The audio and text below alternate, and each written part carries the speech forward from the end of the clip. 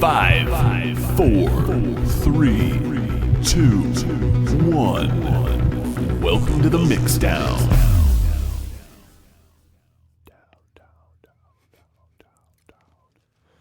Today I feel like that green guy in the yoga class. Oh, yeah. Do it. I'm a little messed up. Yeah, that's me today. Right on. Hey, I can't guys. wait for that. What's up, Hey. homies? Hey, guys. Welcome. As if we can see you, or We feel... you guys Never are mind. looking great. You guys got a face for radio, as they say. You have a face for watching us be on the radio. Yep. Something like that. Hey guys, welcome to the Mixdown, the show where Adam and I answer every... God, flip it. Let's try that one more time. Play. Hey guys, welcome to the Mixdown, the show where Adam and I answer all of life's curiosities and mysteries because we know everything and we're always right. Each week, we will spoon feed you a 3-course meal of discussions that will tantalize your palate and hopefully keep you coming back for more. Yeah. That's right, baby. I like 'em big. I like 'em round. I like 'em chunky. Dang girl, you huge. Dang, girl, you huge. That's one of my favorite lines from any movie. Oh, gosh. I said it one time. I said it in front of my sister-in-law. And she was like, excuse me? And I was like, nah, just quoting a movie. I wasn't talking about you. Oh, it's a term of endearment. What's wrong with that? Girl, you huge. Okay, this is called Thicker Than Water. We're going to jump right into our first appetizer. Thicker Than Water. I'll let you guess what that's about. Iowa family's basement is soaked with 5 inches of animal blood. So right off the bat, I'm like, what the freak? These guys are serial killers. Nope. This happened in Bagley, Iowa. Oh, yeah. Says good old Bagley. Yep. Blood may be thicker than water, but it'll still flood your basement. What? Nick Lestina found this out the hard way 2 weeks ago when he discovered 5 inches of blood, fat, and other animal tissue flooding his family's basement in Bagley, which is about 45 miles northwest of Des Moines. Oh, yeah, Bagley. The waste is coming from a neighboring meat locker. Oh, my God. Where blood and tissue from slaughtered animals was washed down a drain. Officials say a clog or break in the pipe sent the waste into Lestina's basement through a floor drain. A state environmental specialist traced the waste to Dahl's custom meat locker and says the company is now pumping into its large tank. The Lestina family has temporarily moved in with a relative. Thank God. Honey, What'd something's coming out the floor drain in the basement. Looks like blood. Oh my gosh. I would think like you're going through a plague or something. You go downstairs. That'd be horrifying as a little kid. Mommy. Like, look. I drew a little bit. Sorry. Our cat's litter box is in our utility room in the basement. Yeah. Our floor drain is right there. Yeah. So, like, I just pictured my cat, like, getting done in the litter box or whatever, and then wading through blood, and then coming up the stairs covered in blood. There's something wrong downstairs. What did you eat? But that'd be creepy if you just came home and you just saw bloody footprints like your cat's footprints. Oh, so you want to hear a story about that? Yeah, I do. All right, then. I'm going to tell a story about that. So I don't remember where we were, but we used to have 2 other cats. They got eaten. They got eaten. Which was a bummer because they were nice cats. And the one we have now, I just assume Peyton was trying to trap it in a box this morning in the living room, in a cardboard box, our current cat. Yeah. No, our dead cats he was trying to capture in a box this morning. And Paisley's like, don't put it in a box. Don't put it in a box. And I'm like, unless it's a coffin, then you can put it in a box. Put it in a box. That's how I feel about our current cat. But our other cats, I really liked them. Cocklebird and Cumulonimbus was the name of the other one. They died? I remember both Yeah, of they them. got eaten. They got eaten. Oh, you know what that reminds me of? What? On the Sandlot, where they're like, what happened to the last kid that went into Mr. Myrtle's yard? Mm-hmm. He got eaten. Yeah, they went into his yard. We came home from a vacation or something, and went downstairs in our house, and there was blood everywhere, Oh my god. like on the walls and on the carpet and stuff. Wow. And now that I think about it, I don't know why we thought it. We think like the cat maybe got a hold of something, or Yeah. we thought maybe they fought each other. But Uh-huh. the cats didn't have any wounds on them, Huh. but there were like cat prints of blood across the carpet. Jeez. So they must have eaten something or gotten into something, or whatever it goes. Cumulonimbus didn't have any blood on him because he's It'd be white. really easy to spot blood on him. Yeah. He was a white. He's as white as a Honky. sheet, unless it's a brown sheet. Then he's white as this A paper. cumulonimbus. A cumulonimbus. That's why we named him that. Little dark spot on his chest. So what'd you do? Did you clean it up? Did you leave it? We left it. We put. Come check out my bloody footprints. I circled it with white chalk. Nice. That's just what you do with blood on the ground. Oh yeah. And then, have you ever seen Dexter? I had to stop watching halfway through the first episode. Oh yeah, you would hate the whole thing because Yeah. that's how it's like the whole time. I did some blood spatter analysis on it, where I was pulling strings, and Yeah. mirrors and all kinds of stuff to figure it out. I still couldn't figure it out. Wow. Did you ever find a body?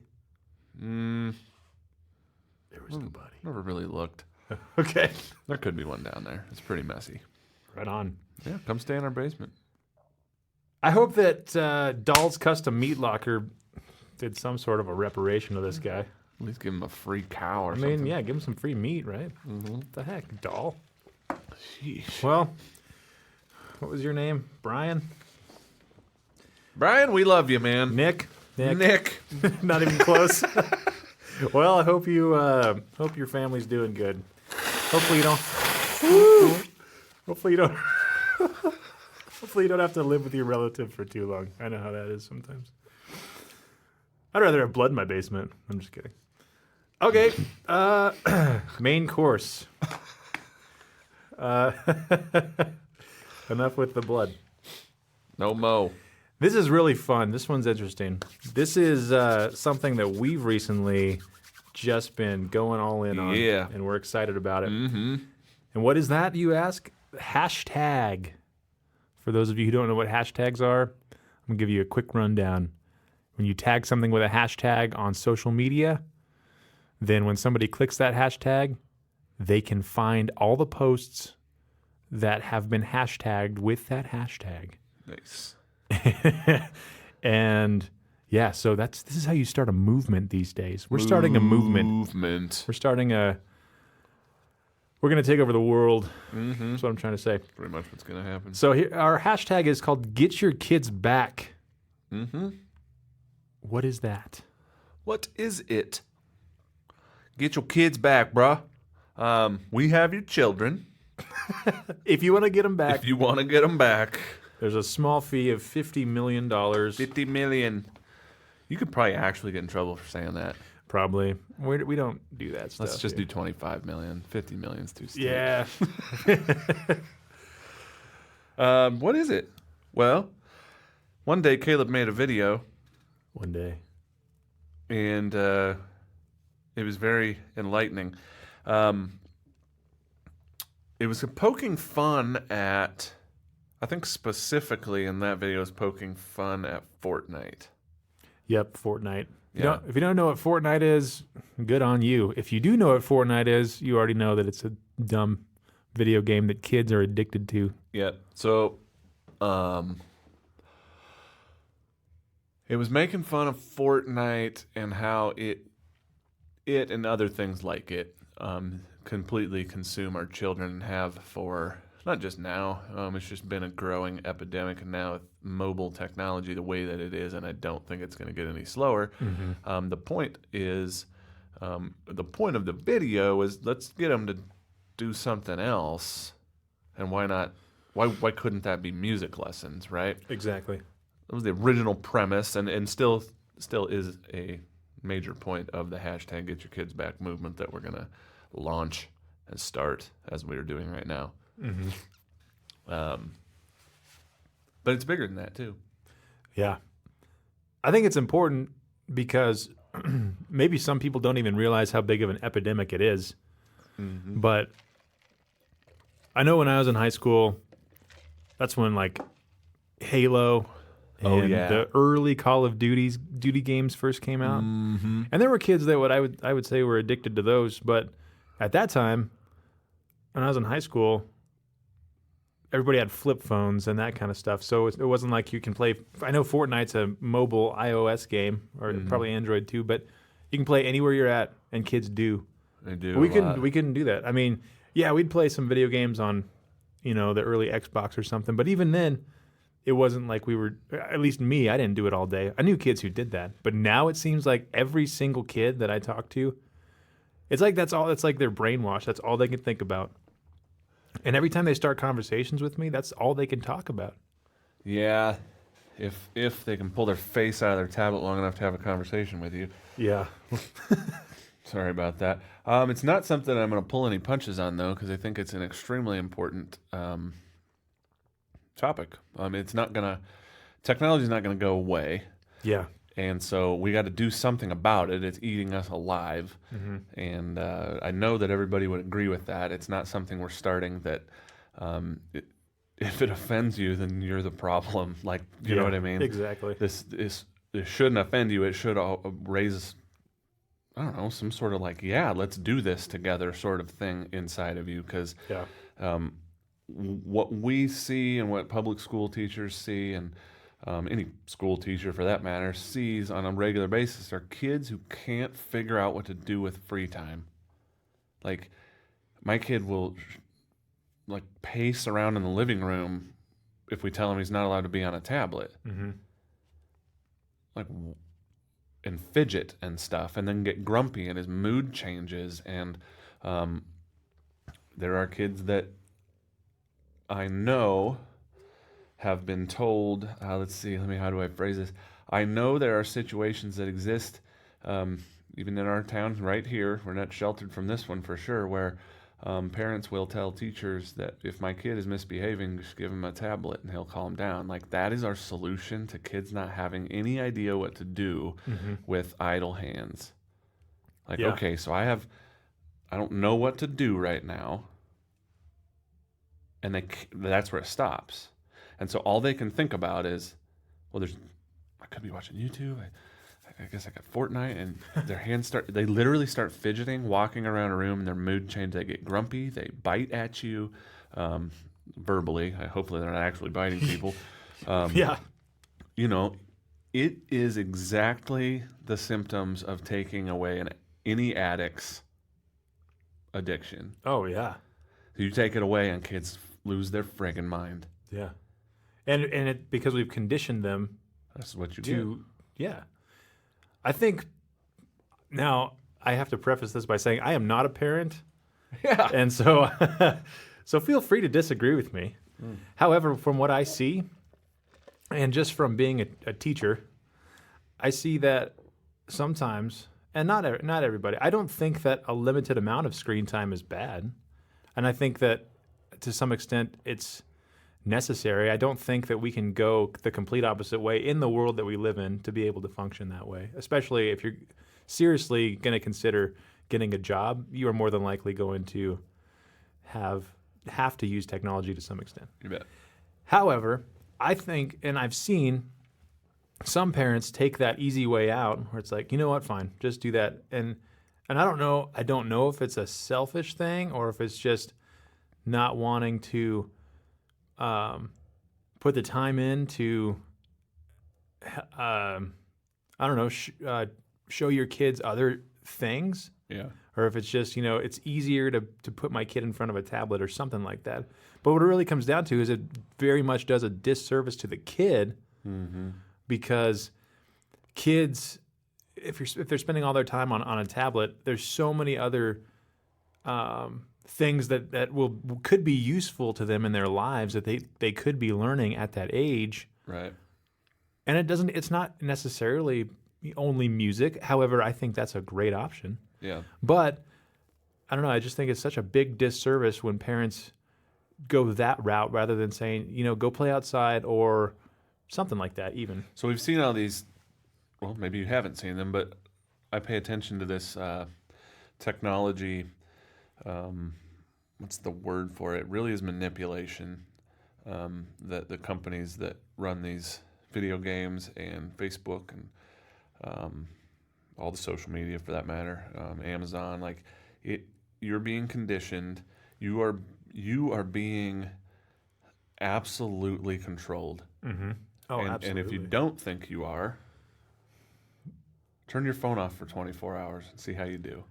Yeah. Well, that's interesting. Completely off. It's not just a kid's issue. I think it's Yeah. an adult issue as well. So we see I see these pictures on the internet of things like, you got a picture from 1984 where the mom is trying to drag the kid in from outside because he needs to quit playing. It's time to go to bed. Yeah. And then 2019, they're trying to drag the kid outside to go play because he won't get out of his room to play his video game, right? Yeah. And then you see things like the one I saw recently was a bunch of people around a dining room table, and I don't know what the date was on it, old 90s or 80s even. It just had to be before this technology, right? So they're around a dining room table, and everybody's facing each other, and Talking. there's food flying, and there's people. You can tell that they're engaged with each other because they don't have any other option. And then fast forward, there's a picture of the dinner table in 2019, and everybody's staring at a phone. Yeah. And then you go, okay, so like we need to pay attention to some of the signs here. Like it's not kids only. And so as a parent, I do have kids, and I'm a little bit nervous to raise them in this world because of things like that. But we also have to recognize those things and go, we're going to do something different. So I was fed up with the way my kids act when they don't get their technology, the way they act when they're on it, which is mostly ignore everything else that's going on. Yeah. And I really got fed up with us being okay with, oh, gosh, it's so much easier when I don't know what to do to just go, hey, just go watch YouTube for a minute. I need some time. Yeah. And then they're on YouTube for 2 hours. Yeah. And it's not a minute. And then we really are just pawning them off on technology because we as parents, I think, are the ones that need to come up with things. Hey, if you're not going to be allowed to do that, here's a better option. Yeah. And so it gets, to me, it comes down to the parent because the kid is not going to, how's a kid going to learn how to fill his time with something else without being taught? What have you ever learned in your life that you weren't taught by something? Yeah. That's like, so when a kid is standing there and has no option, like I picture my living room empty with nothing in it, and I tell my kid, you're not allowed to be on your tablet. And he's like, well, maybe it's snowing outside and it's -30 and it's February in South Dakota and they don't know what to do. Yeah. So what are the options? And then we need to fill the blanks with those options. Yeah. Okay. So it's on the parents to do that. Yeah. Here's this. And sadly, what I have found that we responded with as parents, which if you're a parent listening to this, you'll be right with me, is we want to give them stuff to do, but what we end up telling our kids to do is get off the tablet, and then we think of chores, like, and go pick up your room. Yeah. And go, hang up your stuff in the mudroom, and maybe you could take the trash out, and then so we fill the blanks with chores, and the kids are like, this downtime is terrible. All you do is put me to work. Yeah. And so then the struggle becomes real between parent and kid. Like, okay, so if I'm not on a tablet, I'm working or doing something I don't enjoy, or you're giving me an option I don't enjoy, instead of going, okay, so what else could we do? You really got to actually put some thought into it and go, what could we do instead? I think in a weird way that actually reinforces conditioning them, because it's almost like, okay, in some ways, I got to do this, and then I get this reward of, like, the reward is kind of always being on a screen. And so if you always have that as like the carrot in front of your face, I don't know. I think if you never show them that anything else can be enjoyable, it's like, oh, but I think it's I think you bring up a great point about that for reform, if you want to use that word, in this area to happen, it really has to start with a change of perspective of parents. Because the kids are moldable, but they don't have the insight to be able to know even that it's bad for them to some extent. We give them a hard time for not being able to think of other things to do. And if you could be inside that kid's brain, he's going, Well, what else is there? Like, that's probably what it sounds like. Almost nothing. And Yeah. what else is there? And it's not because they're stupid or not creative. Like, kids who play Minecraft are super creative. Watch them build stuff. Yeah. It's not that. It's put their creativity into a different environment. So last week, my son and I built a bike jump. And I made him. I had to make him be involved in it. Yeah. But then you have to make him be involved in it to see the end result. And then he got the end result, and it was a bike jump in our backyard, and he could not stop going off of it. He thought it was the greatest thing. He said on more than one occasion that evening, this is the greatest thing ever. That's awesome. This is the greatest thing ever. And, expelling a lot of energy while he was doing it, and physical activity, and obviously quality time with a family. And he built something and then was able to actually hold it. Like, Yeah. he goes, let's just carry this down to the backyard. And I'm like, dude, this is going to be heavy. This isn't Minecraft. You can't go into creative mode and just do whatever you Put want. it in your bag that fits right? everything in it. And so we barely got it down to the backyard. And he was able to, I know it's weird, but actually feel how heavy something was that he did and go, oh, gosh, this has some actual value to it. This is cool. Yeah. And then we got to talk about taking care of it and what are we going to do for the winter with this thing and all of those things. And then he wants to build more stuff. And it's like, okay, I filled his time with that option. What other options are there? And so every time there's downtime in our family right now, I'm trying to find an option for them to do something together, because you got to be involved with them. Something we can do that they're going to go, this is great. Music is one of those things. So this morning I plopped a guitar in his lap because we're not doing any technology in the morning right now. We just had a conversation, and I'm sorry to digress a little bit, but we just had a conversation. Every family is like this. We see each other for 3.5 hours a day. 1 hour in the morning, they're off to school. Everybody goes to school for 8-9 hours, whatever it is, aftercare, daycare, something. We all get home at 6:30, go to bed at 8. If we get home that early and go to bed that late. Yeah. So we're together we guessed an average of 3 to 4 hours, maybe if we're lucky. And I get home late. So why in the world would we all get up at 6 o'clock and get on some sort of tablet and then yell at each other to get ready for school and go out the door? Like, we got time. Let's do something. We got as much time this morning as we do this evening with each other. So what are we going to do? Yes, we have to get ready. Yep. But what else can we possibly do?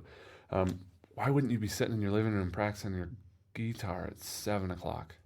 Absolutely. So that's what we did. That's awesome. And that's what this is when we talk about hashtag get your kids back, is you start to connect with your kids on other things, watch them experience other things that bring them life, and watch their eyes light up, watch what they learn. Because, like, hello, everybody, this is the generation that's going to vote for our president in a few years. Right. There's so much responsibility. and then work in our labor force. Yeah.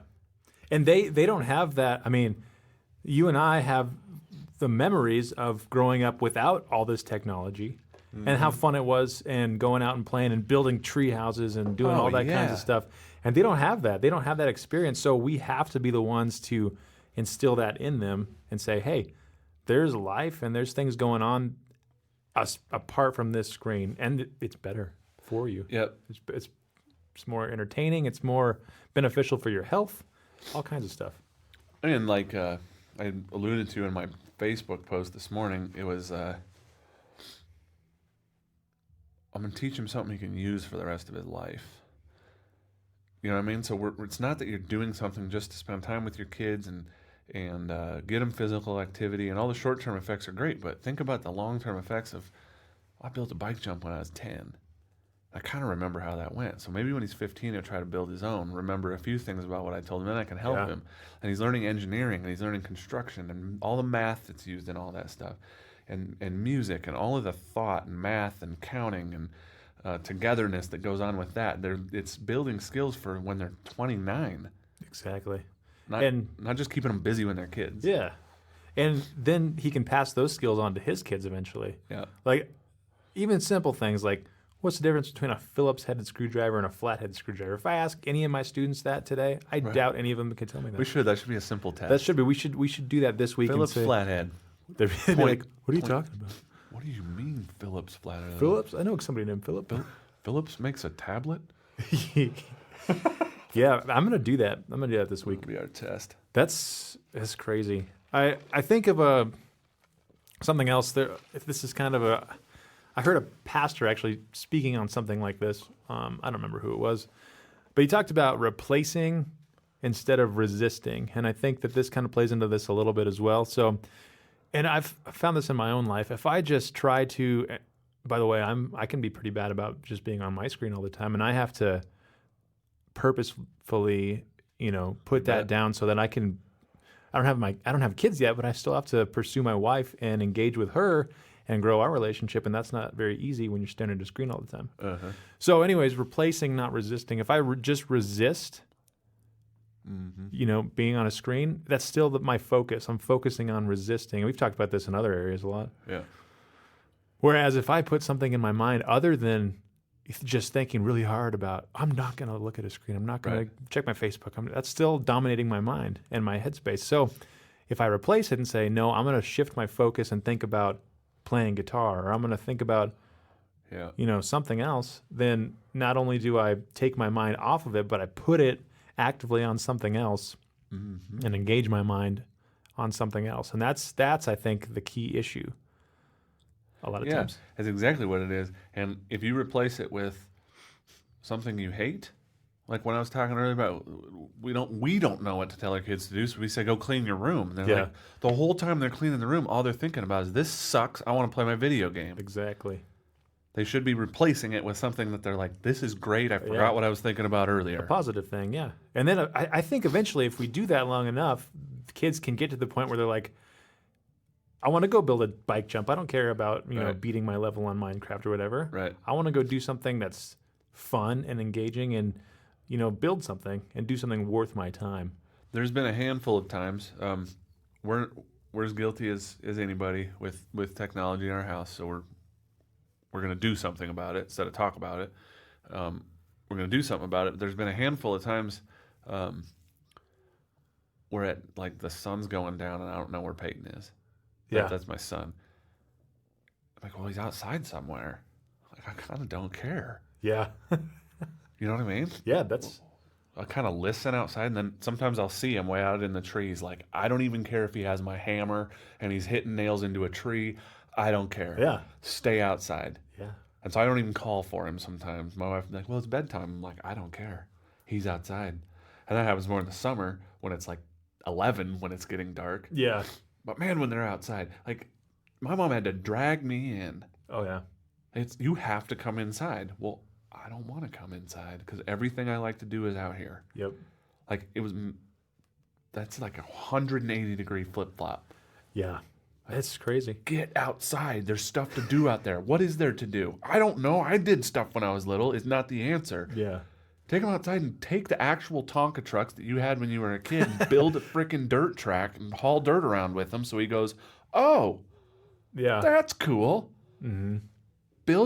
I built a freaking bomb out of a zucchini a month ago. That was cool. Get your kids out of the house and do stuff. Doesn't mean you have to be an adult. Yeah, exactly. Be a kid with them. So let me ask you this. Do you think, I'm sure I know the answer maybe, but can you see a difference as a dad in screen time in summer versus winter? Or, I guess snow on the ground versus sunny outside? It's a weird thing. Yeah. Because they have so much free time in the summer. Uh-huh. So much. Yep. That I almost think it's worse. In the summer, because they're just trying to find spots to fill? Yep. And so you get winter when there's a lot of snow on the ground, and you would think, and it gets dark early, so you're thinking, well, it's too cold and too snowy to be outside. But they also go to bed at 8. In the summer, my kids go to bed at 10:30, and I don't care because it's nice out and we're out doing things. And so when I'm at work all day and my wife's home with my kids, she's a school teacher, so we have the luxury of doing that. But they have so much free time. You have to structure it so much that if you don't, they navigate to that all day long. Because let's be real, there's -30, and then there's 100 degrees, and they're the same thing. They force kids inside, and it forces anybody inside. Mm-hmm. And so I don't know that summer's any better, other than I guess, more easy options. There's mountain biking, there's walking, there's going to the park, there's going to the pool.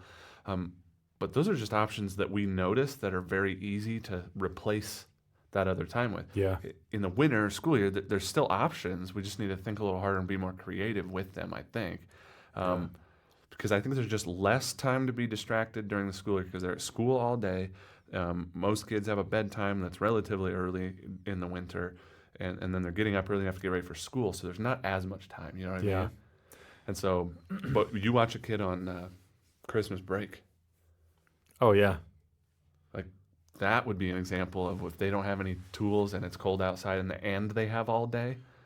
Like Peyton will go home to his in-laws, or his in-laws, his grandparents. We'll go to our in-laws and they'll sit in the basement and play all day.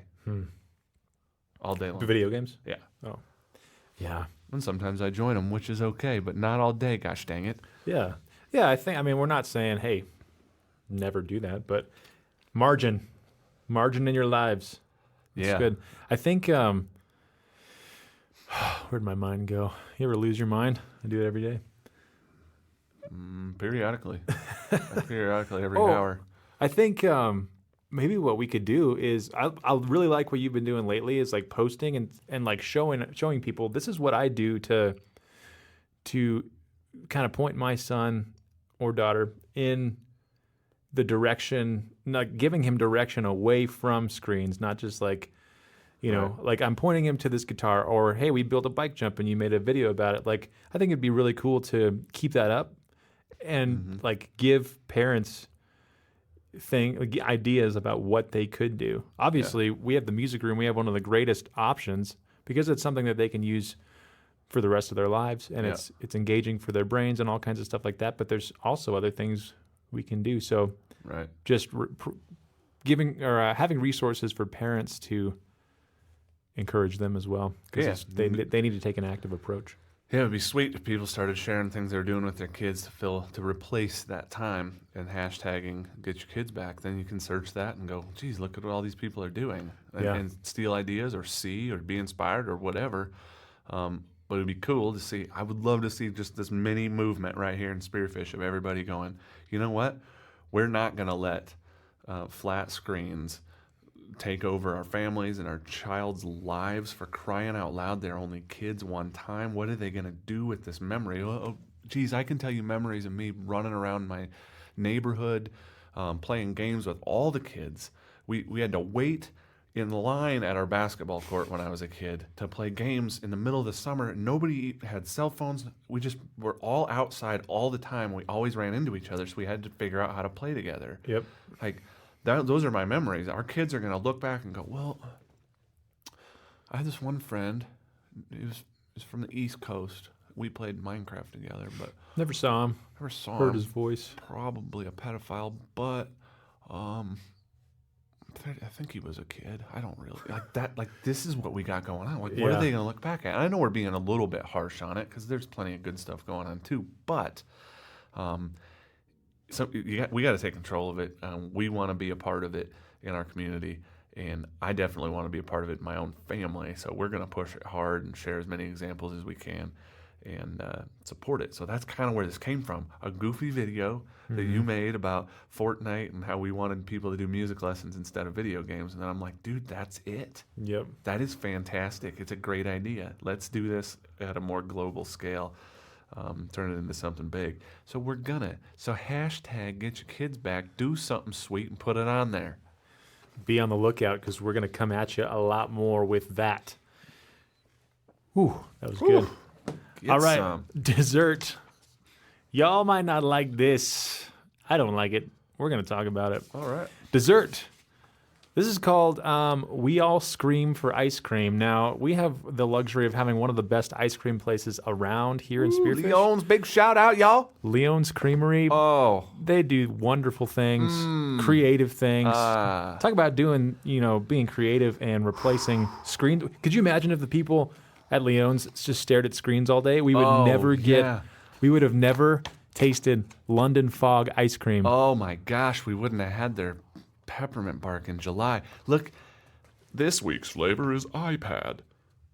It'll taste just like your fingers.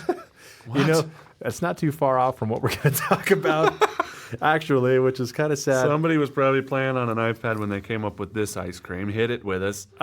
Hit us with it, rather. Hit it. This is in Ecuador, by the way. I've never been to Ecuador. I don't really have the desire to go to Ecuador. I don't really like Canada. And after this, I really don't have the desire. I think this town is called Quito? Quito, Ecuador. All right. It's kind of racist. It's a real it's a real ice cream flavor. Ready for this?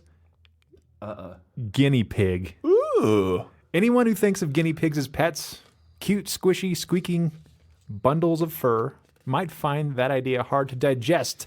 The rodents are a traditional hot dish in some Latin American countries, including Colombia, Peru, and Bolivia. Oh, good. In Ecuador, typically people cook guinea pigs with salt and serve them with potatoes and peanut sauce. But one vendor is taking things to another gastronomic level, serving guinea pigs as a cold dessert. I just had a whole mess of guinea pig ice cream popsicles this morning. Okay. I was suspicious, but it was tasty, said Marlene Franco, a 78-year-old retiree who tried a scoop at a stall next to a highway linking the Ecuadorian capital of Quito to the city of Sangolquí. Pretty good. First of all, I would never try this type of ice cream, and let alone in a highway stall. Somebody pulled out to the side of the highway. Maybe it's a thing in Canada. Y'all want some? Oh gosh. Okay. Here's the other thing. She makes 40 servings. Let me back up. The stall owner is Maria del Carmen Pelpaña. Oh, nailed it. I can say it because my last name is Garza. Nailed it. Her operation is small. Consists of 2 tables in an open area lined with dentist clinics and other businesses. Oh, good. Even so, demand is growing. Every week, the entrepreneur prepares 150 servings for $1 a cone of guinea pig ice cream. She also makes 40 servings of ice cream flavored with beetles, which is a traditional snack in Ecuador, and a smaller amount of mushroom ice cream. My family and my husband thought I was crazy. They didn't think anyone would like these ice creams, but now they're our main product. Now, here, let me tell you something, Maria. The reason why they're your main product is not because Listen up, Maria. it's not because people like them. It's because it's such a crazy, outlandish idea that they're like, I have to try I that. have to try it. But eventually they're going to, I don't know. I don't know. I just don't know if people are going to continue to come say, you know what, that was my favorite flavor. Let's Love try that it." mushroom guinea pig combo. By the way, they said later on in this article that it tastes like chicken. So imagine, just for a second, having Doesn't chicken matter. ice cream. Can you imagine going to Culver's and saying, give me a scoop of that fried chicken ice cream? Can I have a fried chicken concrete mixer, please? Just scoop up one of them chicken strips and put it in your blender. Dad, I got a beak. Oh, that Got a beak in my ice cream. That just kills me. I will not be going to Ecuador. Sorry, Maria. Keep it over there. Don't come with me. Bring your guinea pig ice cream over here. I'll expedite you. Get out of here. Yeah, that ain't gonna happen. By the way, real quick, that reminds me, my dad. Hey, Dad. We have this running joke about my father. He tends to get all of the bones from things that we cook in every single meal. So like we'll have good. Thanksgiving, he'll get the chicken bone stuck in his throat, like random little pieces of bone. He'll get that. He'll chomp down on it. Sometimes like he'll get the toothpick in the cake and bite it. He'll get the gristle. He has the worst Sorry, luck with that Jeff. stuff. Man, poor guy. Yeah, maybe you should go try Maria's chicken ice cream, guinea pig ice cream. Guinea pig bones can't hurt. Maybe that'd be the best thing for you. I think they kind of caramelize when they're making the ice cream. So Oh yeah, I like them guinea piggy. I like guinea pig ice cream. Hey guys, thanks for joining us today. Go grab you some guinea pig ice cream somewhere, somehow make it. I'm sure there's a recipe on Pinterest, whatever. Remember, you can always listen to us on Spotify, Stitcher, iTunes, Apple Podcasts, Podbean, anywhere that you find your podcasts. We are there. So take us on the road with you as you drive to work. Binge stream us Let us tantalize your ear holes, Ear holes. and we will keep coming at you. We'll Remember, do that. typically we share our podcast every Friday on all of those mainstream outlets and every Monday at 5 p.m. on Facebook. Go get you some Leon's, strawberries and cream, or whatever beautifulness they have going on down there, and get rid of that guinea pig crap in your head. And I am fully aware that Ecuador is not in Canada. Have a good one.